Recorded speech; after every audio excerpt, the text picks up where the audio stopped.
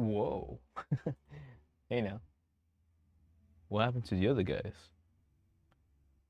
Ah, alright, I see how it is. It's all good. No, I'm kidding. Well, the other homies are out there catching Pokemans and other activities. It's your boy, Okami Saw Stitch. Get it? Like a bad habit. Talking about Sakamoto Days, episode 7. Yes, sirritos. We had a interesting episode, I think. From the beginning, I've always said that character development is something that I quite cherish and is most of my leading interest when it comes to how group ensemble shows, i.e., team members or X amount of things, get together and how they have to figure out how to deal with each other's BS, bullshit, for those of us not identified. So, we were able to see a little bit more of a bit of history, also going forward and kind of setting it up more plot points, which is always interesting, fun, and pretty damn skillful if you're writing stories and you know what's out there. So let's get into it. We're not gonna have any of those super intense copyrighted scenes, but for now, Netflix has released a second mid-season trailer. That is what we're watching down there in that corner. That is kind of important. Why? Because there is a bit more, shall we say, difference maybe in terms of how they're handling it, and we'll get more into that later, and or if it was a one-off. But that's going to be interesting to see how Netflix handles more of these releases. I think this is maybe the first-ish time that they're super serious about, like, no, this is 6 episodes, that's your half season, then you get another season, and then we'll talk about if we get a third season. But so far, so good. People are talking about it. I don't know how much more hype there is about it, but I would hope that by now, episode 7, you're kind of getting to the climactic hype point. Let's say whoever's hasn't known is getting into it or is getting ready to jump into it if they are interested. And with that, it is my job to get you all interested. So, ikuzo. We start off the episode with a little bit of a school day. Yes, that's true. When you have a child, sometimes they ask you to go to their school and talk and just observe how the teacher. I think it's called a parent conference day. It's been a long time from my end, but hey, those are fun. So we got Sakamoto and his wife Aoi, I think is what we called her. Hana might be the daughter. I might be mixing those up, vice versa. But we're out there being a family. So that means that we leave the other two family members, i.e., the older sibling and the younger sister, at the house home alone, i.e., working the shop. And normally that would be a okay, fun, normal thing. However, when you got a drunken Chinese master and you got a mind reading assassin, things tend to get a little heated. But mostly because they're pre-pubescent teenagers. I thought Shin was more of an adult, but he's definitely giving high schooler vibes, or the both of them are, I guess. But I think that's the charm. We're kind of seeing how these family dynamics are starting to kick in, even though they're just, they just met a couple days ago. But hey, man, if the shoe fits, So we're fighting, we're arguing, and what kind of gets them set off is that so you have Shin who's kind of trying to assert dominance, whatever that means, just being like, Lou, that's my apron. Also, I notice that you wear that apron every time you get dirty. So can you fucking wear your own apron if you're gonna get dirty? Which, hey, I get it. I can't. I'm with the homie on this one. I keep a clean ship on my boat. If you're gonna be chopping onions, you better believe you have a little bucket next to you so you can throw away your trash, or else you're just being disorganized, and we don't like that. So that being Shin's kind of shtick, Lu gets mad. Obviously, Lu being Lu, a very savage woman, not my words, other people's words. We'll get to that later. Thinks in her mind, damn it, Shin, he's such a child, or you can be such like a kid next sometimes, because yeah, they are kind of bickering. Like if it was, look, mom and dad put me in charge, so you're gonna listen to me, and Shin, obviously being the mind reader, hears that, and he's like, obviously just getting more salty. He's like, hey, if you're gonna say something, say it. But that is where the issue lies, because the whole point and the whole disappointment on Lu's part is that she's so anxious about Shin reading her mind, or like just constantly not having that privacy, and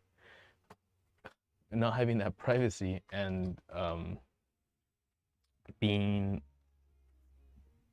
anxious about, like, dude, this dude might just be not just listening in, but listening in to my personal opinions, thoughts, feelings, emotions, and that's not nice. So there is a bit of a dynamic there.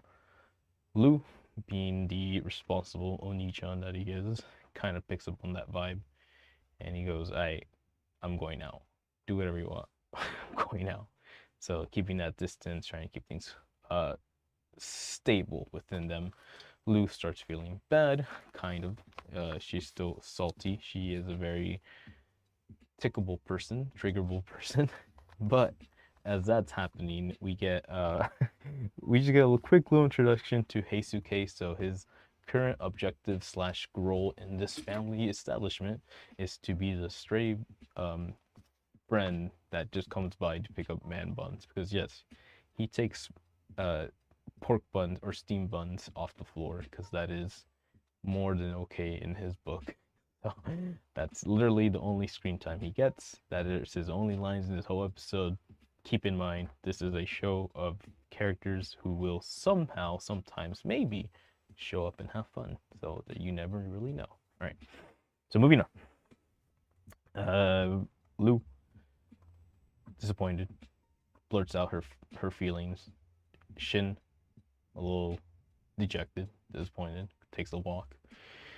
As Lu is operating a store by herself, she does get attacked, indeed, by 4 astronauts, is what I would say. But clearly, we know by now that there's some kind of assassin organization group, or there's some kind of X amount of people who are out there for the dinero and are trying to get in on that bounty. So, as it is, they're looking for Shin. However, because we have earlier established plot points that Lu was wearing Shin's apron, the 4 smartest astronauts in the universe pick up this poor girl and drag her along to their van. Yes, that actually happened. So now we have a pickle. It's concerned. So at that point, we have them abducting the poor girl. She's being tossed into the back seat so she can be abducted. But specifically remembering that they're looking for Shin. However, this is not Shin, this is Lu, as she says so herself with a kick to the face. Fortunately, she's still stuck. That being said, though, the guys kind of all bicker between them. 4 astronauts. We get the names of 2 of the astronauts, one of them being Tanaka, the other being Seba. And those 2 are the only ones that are like, yo, man, is not the right person. Tanaka being an asshole is like, just take him, just take him. We already did this. We're already working on it. Just take it. Well, Sebas is like, all right, well, it's a different gender, but we're gonna go with this. We don't have much of a choice. Okay, go on. Lu, feeling really bad about herself, confirms that she is indeed a tsundere. She is now disappointed and feels bad for bad mouthing Shin. She didn't mean it, Shin. Please be nice. However, that's right then and there. We have had Sakamoto and the family show up, wondering where the freak is Lu. And Shin, I forgot how Shin realizes where they went, but oh, okay. Shin's like, damn, she was just here a second ago, but there's broken glass. Where did they go? There's no way we can find them. And then Sakamoto goes like, I got you, fam. Whips out his GPS. Scary, I know. He's like, over there. Yes, indeed. Sakamoto has GPS on the family plan, boys. Yeah, he's got to keep his little gooselings, his ducks in order.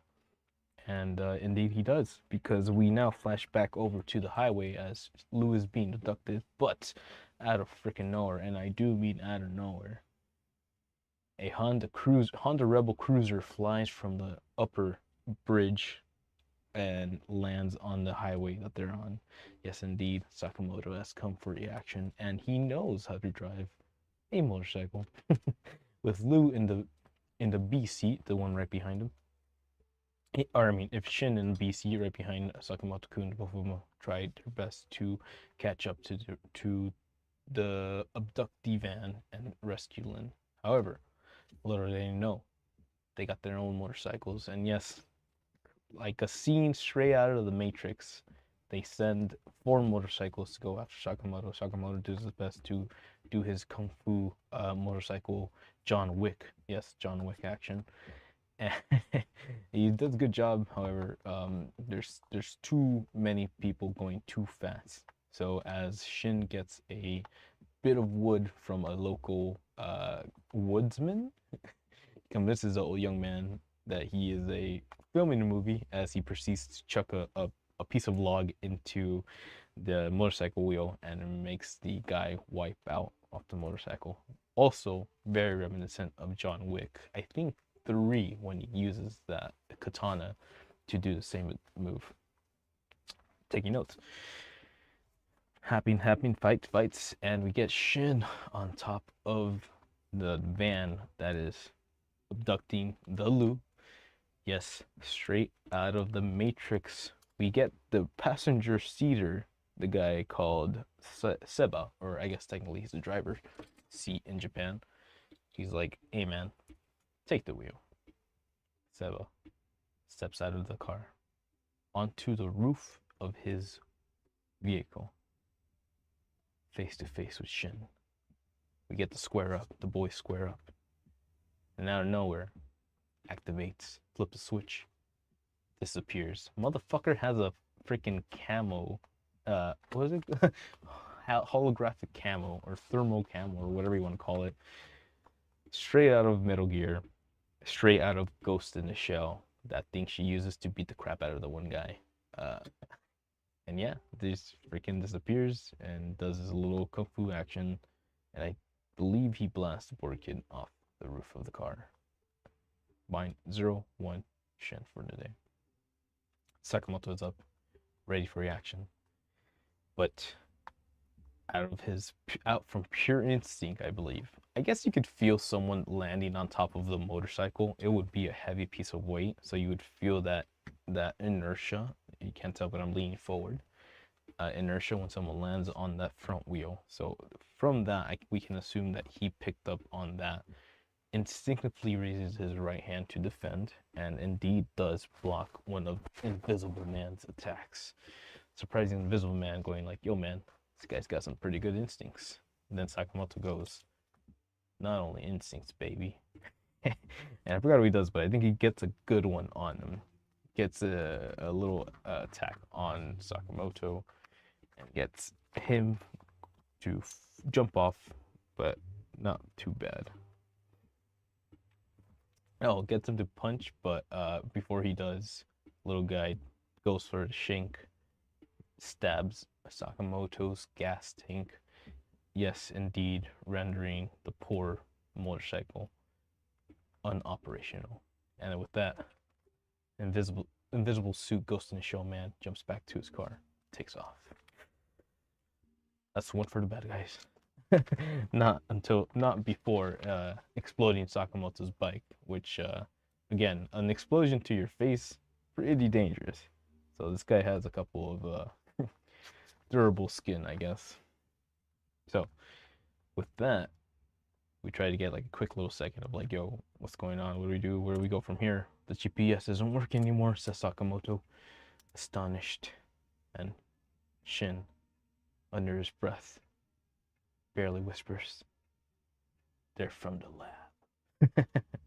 So we get a lab flashback of Shin, just a quick little glimpse. I can only assume that we're gonna get a full scene of the lab and his lab days later on.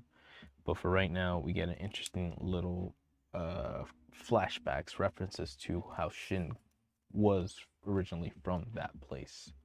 So very reminiscent of Spy Family, if you ever seen the beginning of that, how Anya begins her journey. Slight spoilers. But yeah, getting into that one, we get in there, you get a good glance of the person who I've been kind of most curious about. He really gave off a different vibe from the other assassins, specifically because this homie is a fucking deer head on his head. And yes, we get a quick glimpse of the deer man. I call him Scarface because he lifts up his deer to reveal lots of scars, both on his face and on his fingers, meaning that you could reference him as Stitch Coon, but I would slightly get offended to that one, so let's not do that. We call him Scarface for now, please, thank you. And he is indeed the boss, or at least the boss for now. Flashing back to Sakamoto and Shin-kun, we see them trying to do their little unlockable legends, and very reminiscent of Resident Evil. Shin or telling Sakamoto-kun to rotate the bear head 90 degrees to the left. Very Resident Evil. And that triggers the opening and gets them the underground passageway door. The only thing left is a code. However, the current code that Shin is using, I forgot which word he used specifically, somebody's name, is no longer accepted. It's been a couple of changes, son. And with that, the bear, the big bear statue instinctively reacts, and with a gun, a cannon out of its mouth, it gets ready to blast Sakamoto and the boy. Sakamoto, being super fast, does my favorite move in the fight. Yes, it is. A knee to the fucking face because they never see it coming. Literally. And bam, smashes that fucking chin in. Good shit, you love to see it. However, they didn't account for the polar bear. Oh, he was a fucking polar bear. Right behind him, bear number 2 whips out his cannon and goes for it. And unable to get a good shot, Sakamoto goes in for the dash and takes care of that. Not too much of an issue for the man, you already know. But then we get the final stage. Final stage, ladies and gentlemen. Not a third bear, not a lion, not even a giraffe. Fucking dinosaur skeleton rises from the ground, and sure enough, you thought this was Resident Evil, but we're going full Monster Hunter, baby. So Sakamoto doing his near damnness to fight a freaking dinosaur. Shin asking him, "Hey man, do you ever fight any bears before?" And Sakamoto goes like, "Man, just a standard animal training," which I assume is dogs, maybe some kind of like bigger dog, a wolf, and I guess a bear. You could fight a bear, but you'd easily be overpowered. It's like it'd be like fighting against the Hulk. And if you haven't seen Captain America, Brave New World, I'm concerned about them too. Which makes sense, but I'm concerned about them too. So with that one, these guys, bear, dinosaur, goes gowl. Dinosaur goes gowl. Oh, I missed out the scene where he goes gowl gowl. Shin and Sakamoto take a cute little picture at the museum when they arrive. Shin's home is basically underneath a museum. The museum is there for purely there for cover. And then yeah, so the secret entrance is that they are using to get in is it's guarded by bears and dinosaur. But as they enter in, they get stopped by the attendants of the museum, and they convince Shin and Sakamoto to take one of those little cute pictures. She goes, "Gal," that's kind of cute. And then Shin gets all excited because there's a picture of him and Sakamoto. He buys the picture. So flashing back forward, fighting against the dinosaur, Sakamoto goes, "Damn, what kind of souvenir do I get?" He thinks about it, and he thinks about how happy his daughter would be playing with the dinosaur. So the mission: capture the animal alive. So yes, this is some Monster Hunter shit. So we're going at it. He's like, how do we do this? How do we stop this guy without breaking it down? Shin goes like, I got it. Every time it opens its mouth, it has a little mechanical part in there. Use your stun gun and short circuit the machine. That'll make it stop. Sakamoto, very impressed, goes, that's a good idea, Shin. And Shin nearly loses it. No, he gets very happy. So we see a little bit of how Shin is really leaning on the mentor slash surrogate father dynamic when it comes to Sakamoto-kun and what his opinion means to Shin. So kind of a bit hypocritical from last episode where we have Shin telling the homie Heisuke that like, yo man, why are you gonna try to impress people? But technically, when you're talking about Sakamoto-kun, that's a different person. So technically, you're kind of happy if you impress that guy because he's impressed himself. So that's how that goes.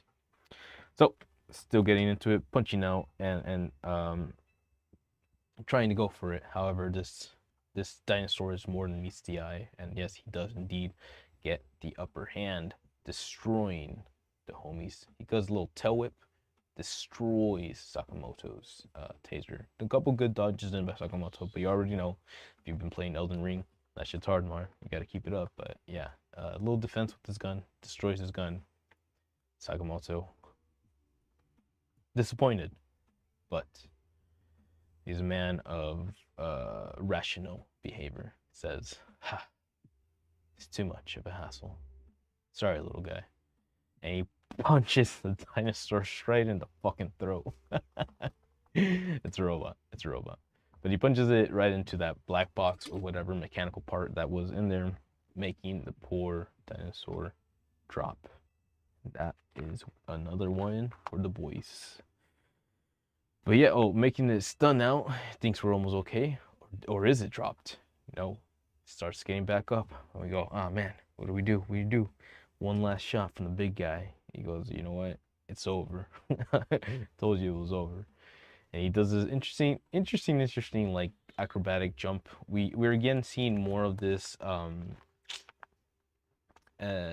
whimsical, fantastical elements, because obviously normally you wouldn't expect a 300 plus, maybe 400, 350 pound man to be able to jump 20 feet in the air. But you know, he's got talent, he's got skills. Sakamoto-kun, you didn't know? And he goes high, way up high. Can we get much higher? Yes, indeed, says Sakamoto. As when he drops back, when gravity kicks in, and as he's dropping down, he uses that leg drop kick to just cleanly, finally slice down the dinosaur's spine. Yes, indeed, that is a backbreaker, ladies and gentlemen, with the leg. So, with that out of the way, we smile in victory and go forward to the lab. Very cool. So that's probably the animation of the episode. That's where we get our best animation for today. We got a cool couple of clips of Sakamoto kind of like doing dodge rolls and freaking dashing back and forth. And yeah, I kind of liked it. For a cool split second, it felt like a Monster Hunter slash Horizon slash Elden Ring vibe. So that's something different, right? Something new that they're adding into it, and I'm all about it. Very nice to see where they go with that and how that ends up kind of like growing. Because if they can make a dinosaur be enemy of the week, call me. homie, we got a couple things to talk about. So yeah, that's pretty fun. Looking forward to that. And flash over to the lab, but this time we're hanging out with the assassins. At least that's what we think they are, because we got a group of people who are goading the other guys, and we see how them you for 1 year as we meet up with the scientist, right?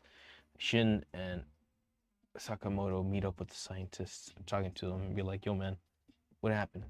Where's the old man?" Shin asks. The old man. For 1 year, an assassin took over the lab. They just kind of been harassing them, and they said that they want these assassins to be technology based. Hence, the camo suit Ghost in the Shell guy whose name was Seba that we saw earlier. So there you go. We got technologically advanced assassins. That is indeed terrifying. But it's been a year. They've been working on this. So we can put that on the timeline now that a year before this, I don't know how long, maybe 3 years in since Sakamoto left the mafia. But we've got people coming up left and right, enemies coming up left and right. So trying to keep a set timeline of who feels what and who got hurt when and how it's gonna play out in the future. But so far, Dear Man / Scarface is setting up for something big. So flashing over to our little Lu-chan, who's very disappointed. She indeed was able to meet the dear man himself.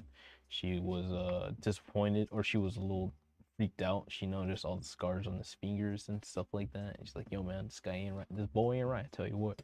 Tell you what." And she is now imprisoned in a jail cell with, remember that guy from on the left driver's seat, passenger seat? Yeah, well, that guy's name was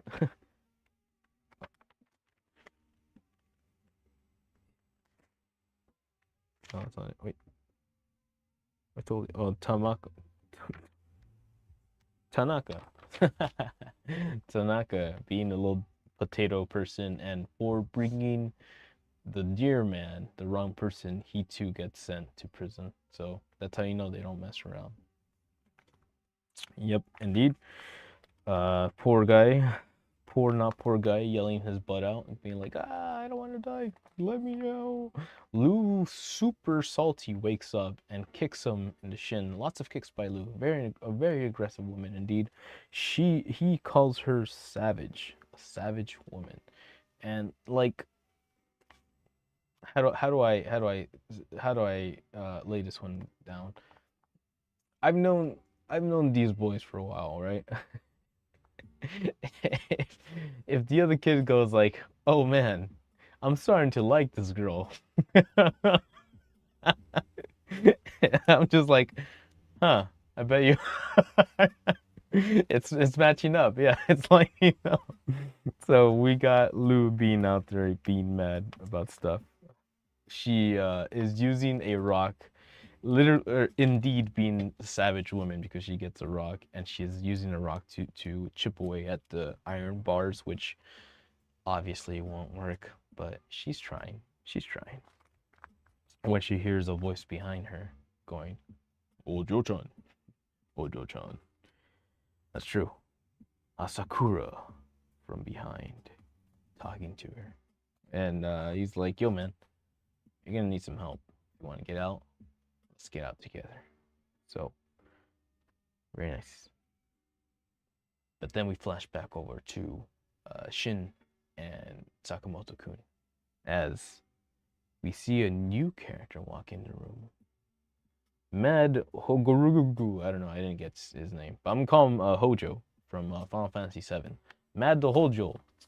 Hojo 2 walks in and he's like, he has needles injected into his shoulders, right? And he looks like a guy who doesn't have a lot of nutrition, but he's sucking on the blood bag as he's walking into the room. So you know he gets his levels up there somehow. Either way, bad vibes all around. Homeboy, essentially Elon Tesla bullshit. Is like, well, it's time to find out what's going on. Scared, scientists who were talking to Shinchan, because they apparently know Shinchan. Again, this is his home place. And when Shin asks where is the old man, they know exactly who they're referring to. The old director. Because this new mad Hojo guy basically usurped the lab and imprisoned the old lab director, which is the guy who was stuck in the cell with Lou. So if Lou can figure out how to work together as a team, we're in the right track. But yeah, this guy basically bust out some Elon Tesla bullshit, because as he's trying to figure out what's going on, he stabs the lab worker with his own pen into the hand, because he was trying to hide the boys, shove them in the locker, and was trying to convince Hojo that there was nothing suspicious. However, Hojo, being actually a smart guy, goes, dog, there's two fucking bodies in front of outside the room. You're gonna tell me something's around here, right? So hence, pen stab to the hand. Homeboy cries out in pain, and Shinchan steps the fuck up. And yeah. Lab guy goes like, yo man, why didn't you just hide? And Shin, thinking of this Amaterasu old director, the man who used to be his father, like a father to him, says, I don't know. It just felt like it. Didn't feel like hiding anymore. And now we get this face off. Interesting moveset. We get this guy going faster than the speed of light, fast enough to disappear from the frame and to get behind Shin. And he gives him a good little shank / injection in the back of Shin's neck. Here's where we get to the fun part, because I did mention his name, and he busts out some Elon Musk bullshit. Essentially, when he gets his own distance, he lifts up his sleeve and he flips a couple switches, which then gives electrical shock currents to Shin's brain and can alter his perception / output, whether it be vision or vocal output. And yeah, flips a couple switches, busts out some bullshit Elon Musk Neuralink bullshit, and essentially makes Shin say the opposite of what he was trying to say. Now, the Netflix English version or subtitles will try to convince you that he's saying words in reverse, but technically that is correct. But he's actually saying the opposite of what he is intending. If you listen to exactly to what the Japanese says, it is the opposite. It is opposite day for him now. And when all hope seems lost because he is now being controlled, he's now being mentally hacked, just like the link gear. What's it called? The fucking brain gear? No.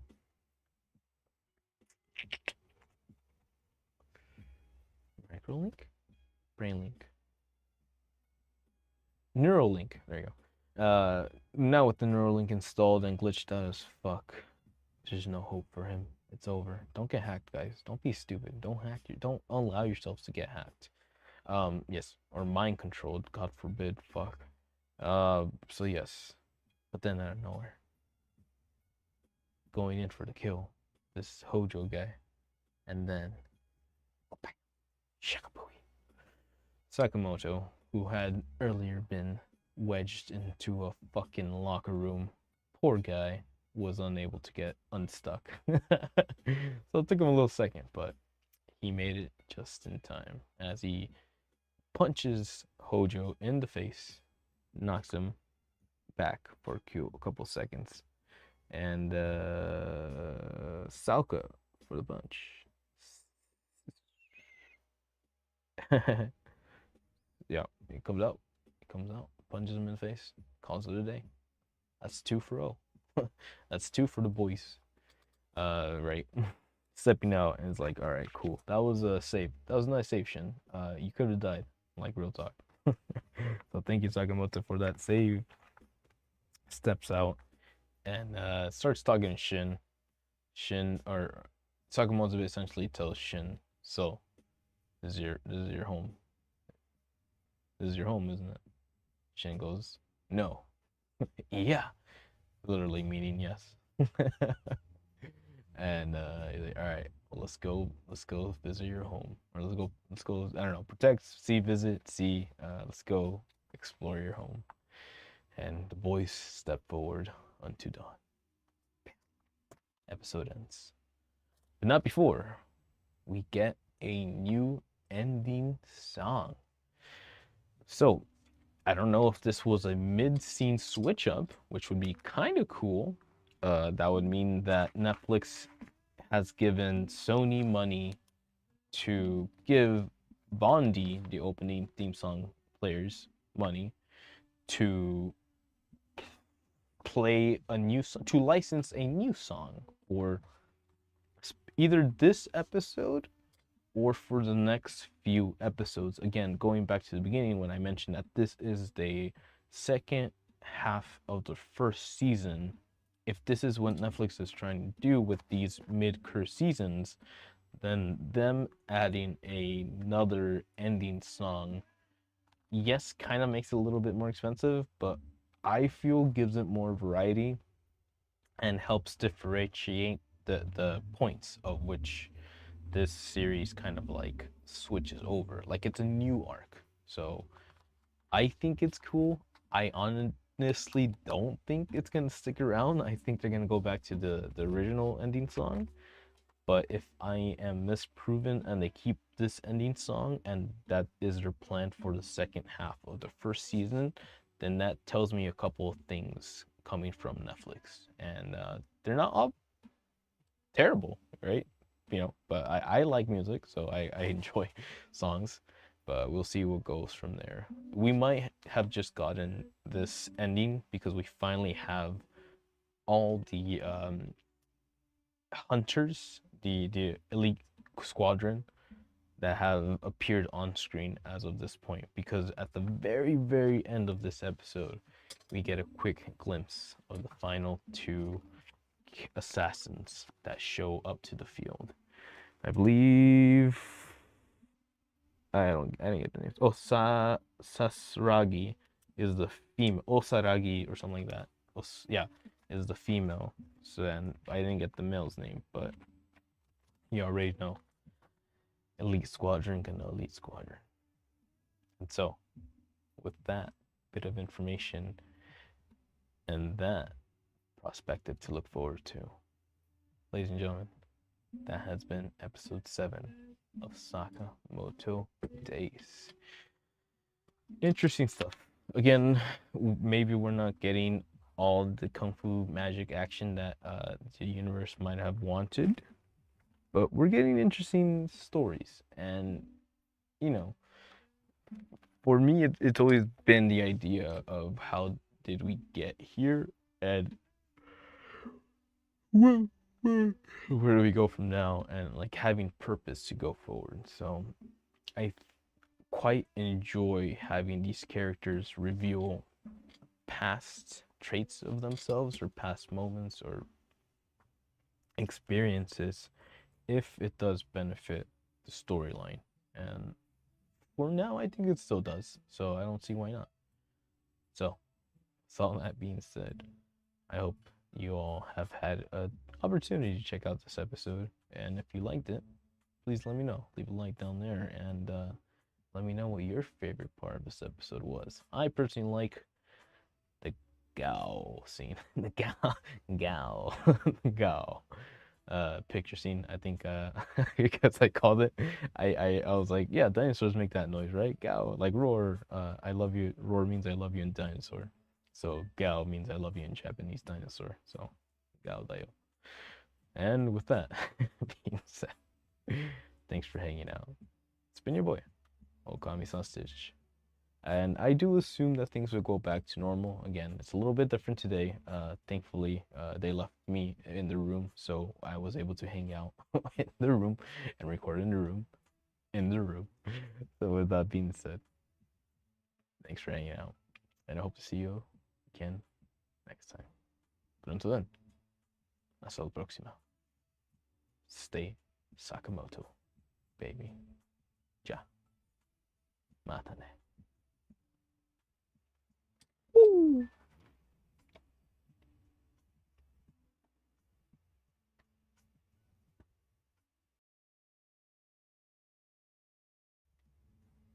Hey.